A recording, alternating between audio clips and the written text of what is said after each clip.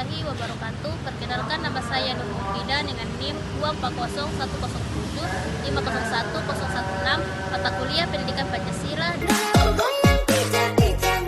Saya akan menjelaskan tentang penjabaran sila ketiga Pancasila dalam pasal-pasal Undang-Undang Dasar Negara Indonesia tahun 1945. Pasal 1 menyatakan bahwa negara Indonesia adalah negara kesatuan yang berbentuk republik dan kekuasaan berada di tangan rakyat, dan negara Indonesia adalah negara hukum.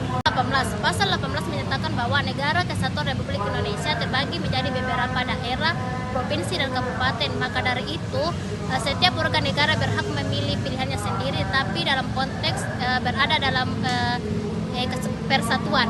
Kemudian pasal 32 menyatakan bahwa negara memajukan kebudayaan nasional Indonesia di tengah peradaban, tetapi negara Indonesia tetap menghormati dan memelihara bahasa daerah sebagai kekayaan budaya Indonesia. Yang keempat itu pasal 35 menyatakan bahwa bendera negara Indonesia adalah bendera merah putih. Pasal 36 menyatakan bahwa bahasa negara Indonesia adalah bahasa Indonesia. Kemudian pasal 36A menyatakan bahwa lambang negara Indonesia adalah Garuda Pancasila dan semboyannya adalah Bhinneka Tunggal Ika. Kemudian pasal 36B menyatakan bahwa lagu kebangsaan Indonesia adalah lagu kebangsaan Indonesia Raya. Pasal 36C menyatakan bahwa ketentuan lebih lanjut mengenai bahasa dan lambang dan kebangsaan diatur dalam undang-undang. Kemudian pasal 37 ayat 5 menyatakan bahwa khusus mengenai negara kesatuan Republik Indonesia tidak ada perubahan. Yang keempat yaitu penjabaran sila keempat Pancasila dalam pasal-pasal Undang-Undang Dasar Negara Republik Indonesia tahun 1945. Pasal 1 menyatakan bahwa negara Indonesia adalah negara kesatuan yang berbentuk republik. Yang kedua yaitu kedaulatan berada di tangan rakyat dan negara Indonesia adalah negara hukum. Kemudian pasal 2 menyatakan bahwa Majelis Permusyawaratan Rakyat terdiri atas anggota DPR dan anggota DPD. Yang ketiga yaitu pasal 3 menyatakan bahwa Majelis Permusyawaratan Rakyat berwenang mengubah dan menetapkan undang-undang dasar. Kemudian pasal 5 menyatakan bahwa Presiden berhak mengajukan rancangan Undang-Undang Dasar Negara Republik Indonesia tahun 1945. Kemudian pasal 20 menyatakan bahwa Dewan Perwakilan Rakyat atau DPR memegang kekuasaan membentuk undang-undang. Pasal 22E menyatakan bahwa pemilihan umum dilaksanakan secara langsung, umum, bebas, dan adil. Yang pasal 28 menyatakan bahwa kemerdekaan berserikat dan berkumpul, mengeluarkan pikiran dengan lisan dan tulisan.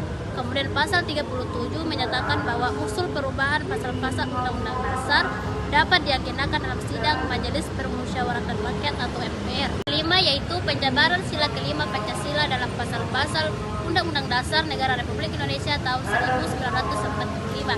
Yang pertama itu pasal 23. Pasal 23 menyatakan bahwa anggaran pendapatan dan belanja negara sebagai wujud dan dari pengelolaan keuangan negara ditetapkan setiap tahun.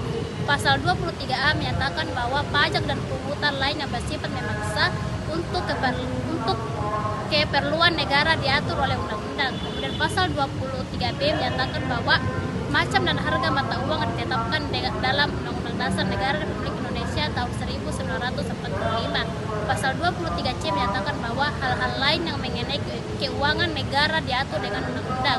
Pasal 23D menyatakan bahwa negara memiliki suatu bank sentral yang susunan, kedudukan, kewenangan, tanggung jawab, dan independensinya diatur dalam undang-undang. Kemudian pasal 23E menyatakan bahwa untuk memeriksa pengelolaan dibutuhkan Badan Pemeriksaan Keuangan Negara. Pasal 23F menyatakan bahwa anggota Badan Pemeriksa Keuangan dipilih oleh Dewan Perwakilan Rakyat atau DPR.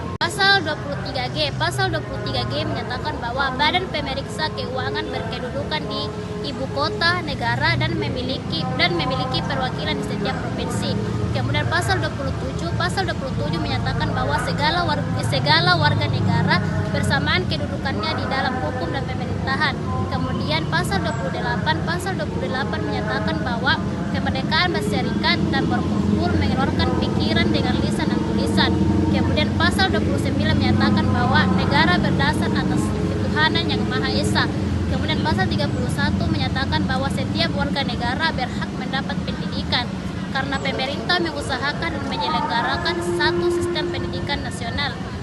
Pasal 33 menyatakan bahwa perekonomian disusun sebagai usaha bersama berdasar atas asas kekeluargaan.